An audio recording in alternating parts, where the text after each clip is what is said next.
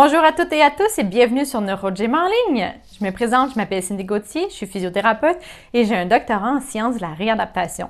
Je travaille en recherche et en clinique avec des gens qui ont une atteinte neurologique. Dans cette vidéo, je vais parler des moyens non médicamenteux de diminuer ou de gérer la spasticité. Il est à noter cependant qu'une approche multidisciplinaire, donc de plusieurs types d'intervenants, est souvent privilégiée et parfois même nécessaire. La spasticité, c'est vraiment un phénomène qui est complexe et qui nécessite parfois la combinaison de plusieurs approches thérapeutiques. Les informations contenues dans cette vidéo sont générales et ne sont pas nécessairement appropriées à votre condition. Donc, si vous avez des questions spécifiques pour vous, je vous invite à consulter un professionnel de la santé qui pourra vous faire une évaluation de votre condition et vous proposer les traitements appropriés et vous référer à d'autres professionnels de la santé au besoin. Également, si vous voulez en savoir plus sur qu'est-ce que c'est la spasticité et quelles sont les différentes formes, également sur quels sont les éléments déclencheurs et aggravants, je vous invite à regarder les 2 vidéos que j'ai faites à ce sujet et dont les liens sont en description de cette vidéo.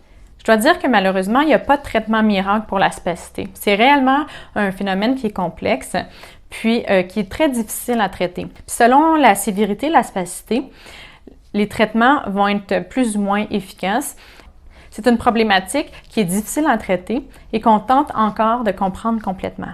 Donc, dans la plupart des cas, les buts des traitements vont être de prévenir les effets négatifs et les complications secondaires à la spasticité, comme la douleur, les contractures ou les problèmes posturaux. Comme je l'ai dit également, une approche multidisciplinaire, donc qui implique différents types d'intervenants, est souvent à privilégier. Donc, dans les traitements, il va souvent avoir une combinaison de traitements pharmacologiques, de traitements en physiothérapie, traitements en ergothérapie, et également du positionnement au fauteuil roulant, la prescription d'attelles ou d'aides techniques. Par contre, il y a des trucs que vous pouvez utiliser à tous les jours à la maison afin de réduire les effets négatifs comme la douleur ou les risques d'infection. Il faut favoriser les étirements qui sont prolongés. Donc, soit par une attelle ou par du positionnement. Les étirements qui sont de courte durée, donc de quelques secondes à quelques minutes, sont moins efficaces. Si c'est votre seule option, par contre, c'est toujours bon de faire des étirements. Avant de faire des étirements, il serait préférable de consulter un physiothérapeute pour être sûr de faire les bons étirements qui sont appropriés pour vous. Un autre truc au quotidien que vous pouvez faire, c'est de vous assurer d'avoir une bonne posture. Donc, avoir une bonne posture qui est symétrique. Donc, de ne pas être penché d'un côté où il pourrait avoir un raccourcissement. De ne pas avoir non plus les membres raccourcis. Donc, de ne pas être en flexion ni au niveau de la jambe, d'avoir les jambes repliées vers vous. Si vous êtes dans un fauteuil roulant, essayez d'allonger les jambes plusieurs fois par jour. Si c'est possible pour vous de vous lever afin de réduire la flexion au niveau des hanches, vous pouvez le faire aussi. Donc, on s'assure de toujours avoir une posture qui est symétrique quand on est assis, quand on est debout et également au lit. Un élément qui est souvent utilisé pour réduire la spasticité, c'est la mise en charge, en fait, qui est quand même très efficace dans la diminution de la spasticité. Pour les gens qui ont beaucoup de spasticité dans les jambes, mais qui ne pourraient pas se mettre debout par eux-mêmes, on va utiliser des corps de verticalisation. Donc, on va faire de la mise en charge prolongée.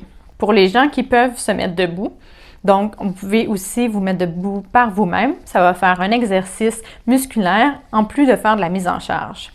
C'est également bon, la mise en charge, pour prévenir l'ostéoporose et les contractures. Au niveau des bras, des membres supérieurs, on peut également faire de la mise en charge par le positionnement. Donc, quand on est assis, on peut s'assurer d'avoir notre avant-bras puis notre coude en appui pour faire une mise en charge à l'épaule. Dans ces cas-là, il faut quand même s'assurer d'avoir un bon positionnement. Donc, si vous avez une subluxation, par exemple, au niveau de l'épaule, on s'assure que l'épaule est bien placée. Donc, peut-être que vous aurez besoin de quelqu'un qui regarde pour vous votre posture. Si on veut aller aussi réduire la spasticité au niveau des avant-bras puis des mains, on peut aller ouvrir les doigts et étirer le coude et mettre la main à plat sur une surface et se pencher et faire de la mise en charge. Cette position-là est plus difficile à prendre de façon prolongée parce qu'on reste rarement comme ça, mais d'essayer d'intégrer cette position-là le plus souvent. Donc, si vous êtes capable d'être debout puis que vous discutez avec des gens, mettre la main à plat puis mettre de la mise en charge. Quand vous brossez les dents, par exemple, essayez de l'intégrer le plus souvent possible pour réduire de façon plus importante la spasticité. Donc, quand on parle de mise en charge prolongée, ce qui est recommandé, en fait, c'est de faire de la mise en charge pour plus de 30 minutes par jour.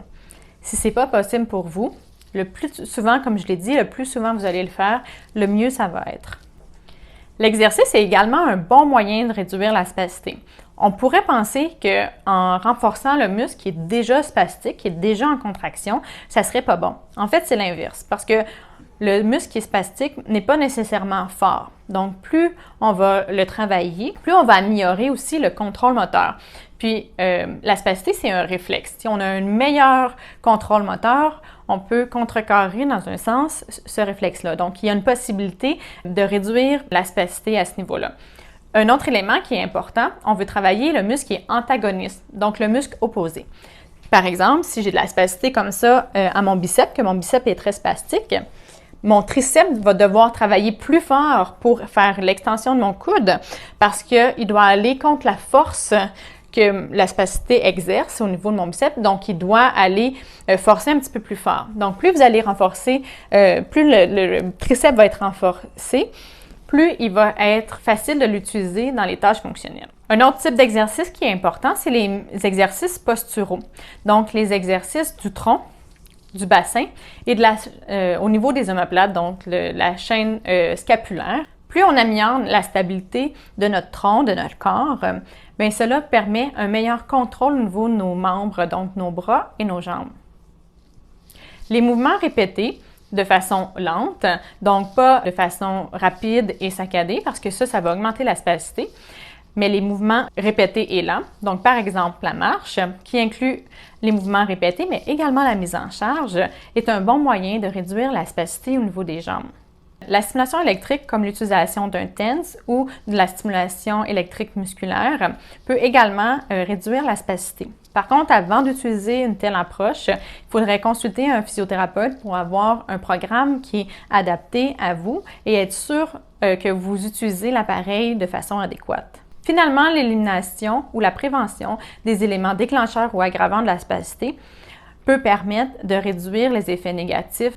Donc, une bonne hygiène de sommeil, la méditation ou toute autre technique qui favorise la réduction du stress peut aider à réduire la spasticité. L'adoption d'habitudes de vie saines peut également avoir des effets positifs sur votre spasticité et bien sûr sur votre vie.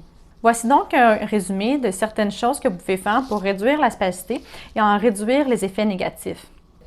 Et vous, quels sont vos trucs? N'hésitez pas à les partager avec nous dans les commentaires, peut-être que ça va inspirer d'autres personnes. Si vous aimez le contenu de cette vidéo, je vous invite à faire un pouce pour nous encourager. Et si vous voulez être informé quand une nouvelle vidéo sera publiée, je vous invite à vous abonner en cliquant sur le bouton en dessous. Surtout, n'hésitez pas à partager en grand nombre. Merci d'être avec nous et à bientôt dans une prochaine vidéo.